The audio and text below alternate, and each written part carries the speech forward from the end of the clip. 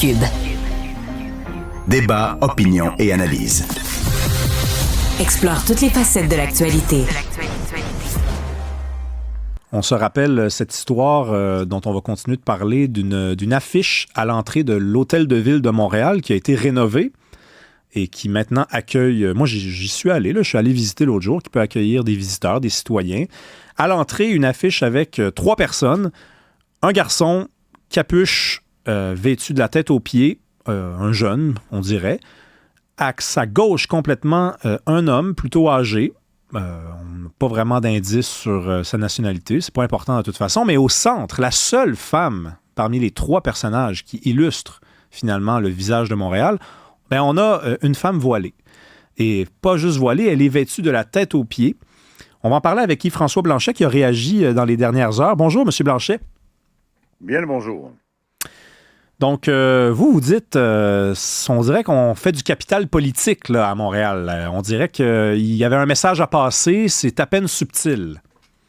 En fait, l'explication ou l'interprétation du message ne viendra pas de moi, mais la question se pose, pourquoi une seule personne issue de la diversité de l'immigration, évidemment, qui est au cœur du débat entre tous, qui est celui de la valeur de laïcité, qui est largement consensuelle, mais dont les adversaires tentent de culpabiliser les tenants en disant essentiellement que vous êtes contre la diversité religieuse, la liberté de ces femmes-là de porter le voile si tel est leur souhait. Bon.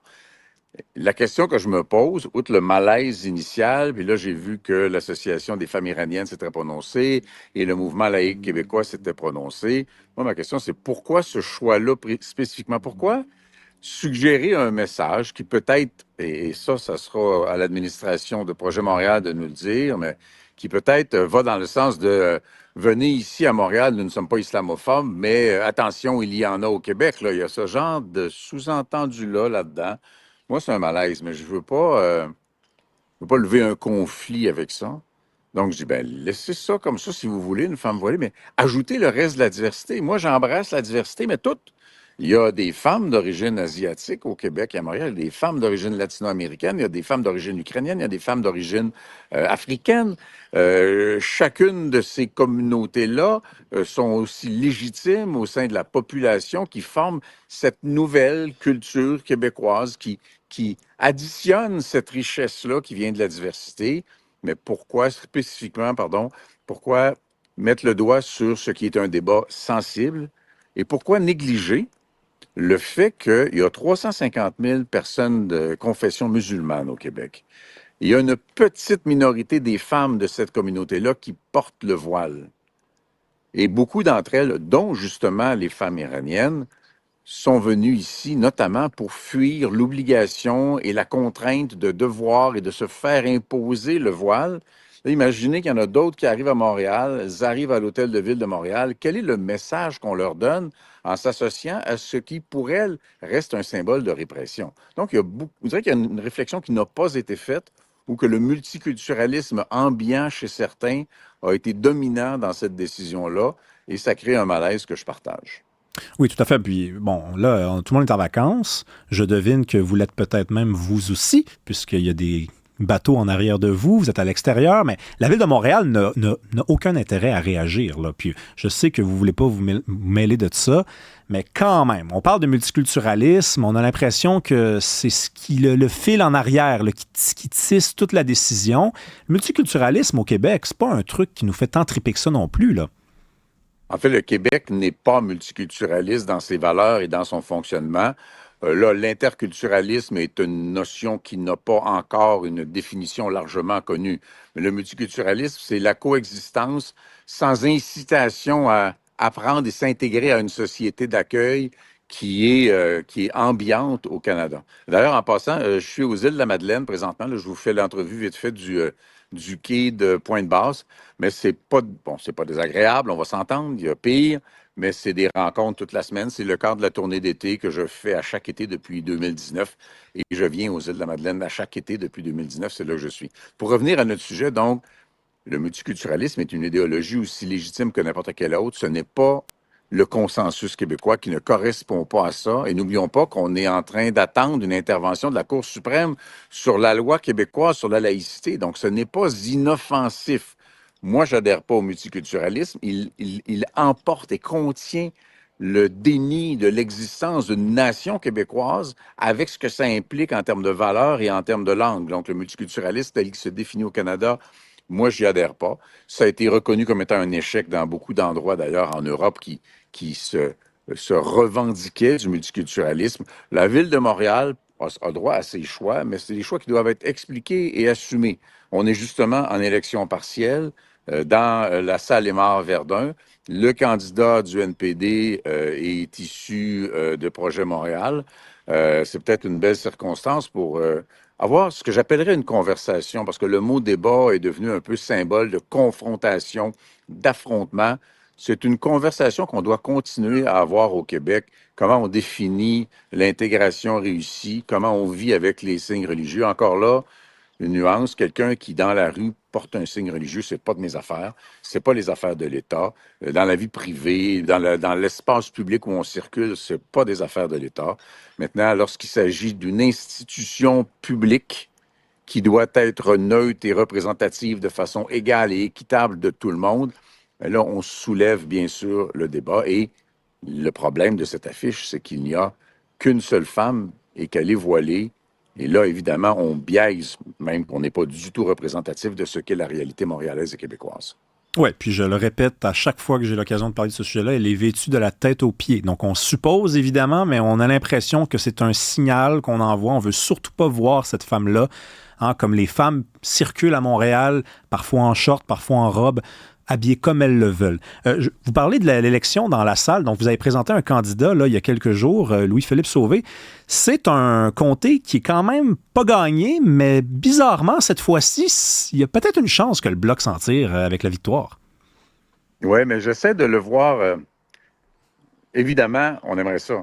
C'est pas une évidence, c'est même pas une probabilité, mais c'est possible. Les chiffres il y a eu juste un sondage de fait dans ce comté-là.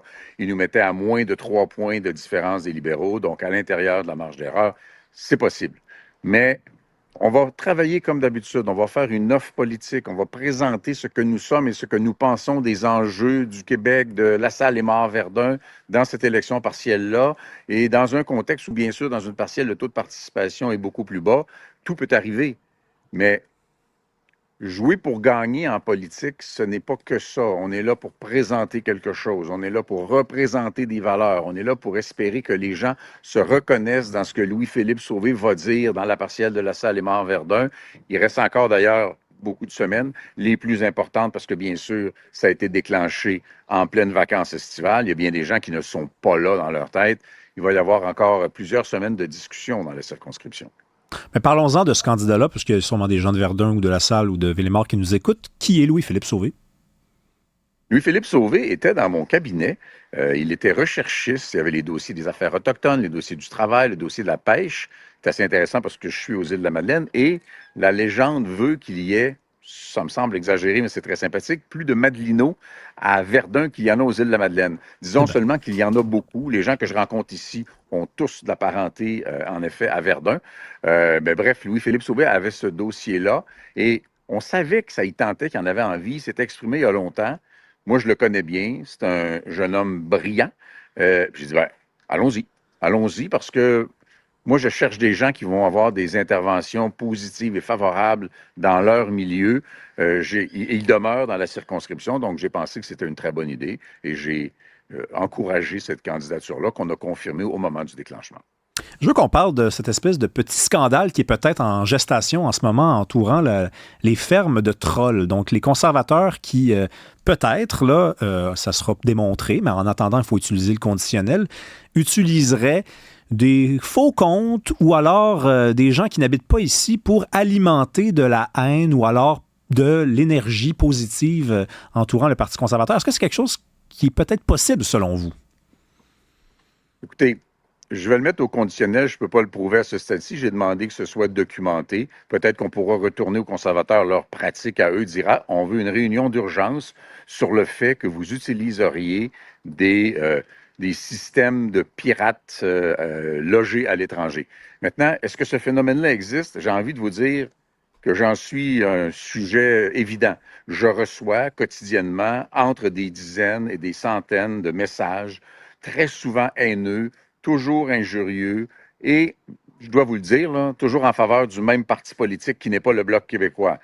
Est-ce que c'est fait en Russie? Est-ce que c'est fait ailleurs? Je ne le sais pas. J'aimerais bien le savoir, j'aimerais bien le documenter, parce que pendant que, comme société, on a un débat sur les ingérences étrangères, mais on a peut-être une formation politique qui paye des hackers professionnels ou des pirates professionnels ou des fabricants professionnels de comptes bidons dans les réseaux sociaux pour venir faire du harcèlement et de l'intimidation et de la propagation de mensonges. Qu'il y ait ça sur les réseaux, c'est une évidence, je le vois tous les jours, mais que ce soit fait par la Russie contre de l'argent, ça reste à démontrer, puis j'imagine qu'ils vont avoir couvert un peu leurs traces.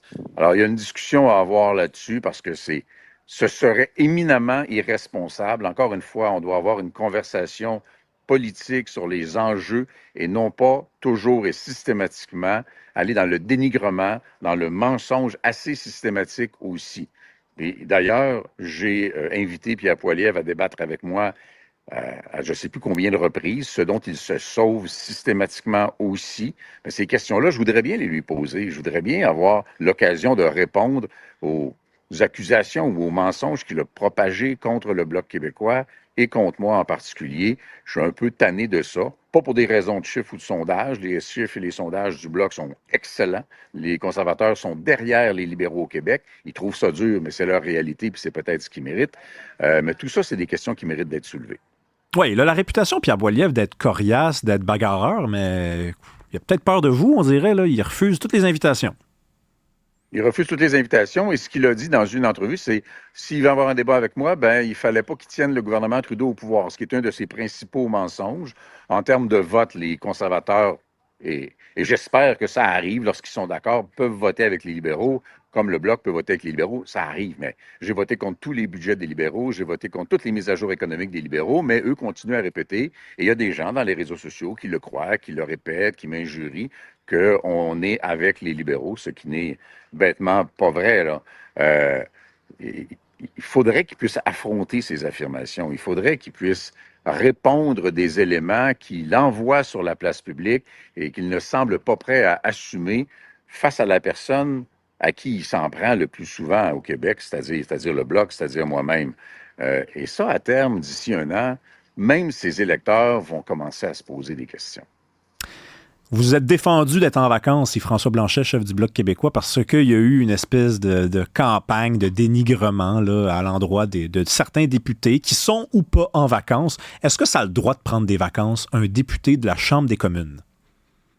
Mais c'est ça, c'est un peu, quelque part, entre bizarre et niaiseux.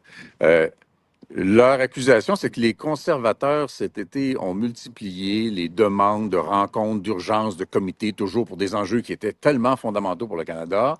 Et à chaque fois qu'on a dit non, on ne veut pas signer votre document, c'était parce qu'on était des paresseux, des collaborateurs des libéraux, puis tout ça. Et quand on est en vacances, si on est en vacances, moi, j'en ai pas encore pris, on est des paresseux. Donc, la question qui se pose, c'est est-ce que M. Poilievre prend des vacances? Et si M. Poilievre prend des vacances, est-ce que c'est un paresseux fini? Est-ce qu'il y a des députés conservateurs qui prennent des vacances? Est-ce que ce sont des paresseux? Est-ce que les électeurs du Québec ou de l'Alberta ou des Maritimes qui prennent des vacances sont des paresseux? Quel manque de jugement, quel manque de considération pour les gens. C'est une autre maladresse qui manque encore une fois de contenu, qui manque encore une fois de profondeur. Au moins, cet été, les libéraux, ils se tiennent un peu tranquilles, ils font des annonces, ils sont dans une position éminemment difficile, mais les conservateurs continuent, en plein cœur d'été, de miser sur des attaques plutôt vicieuses.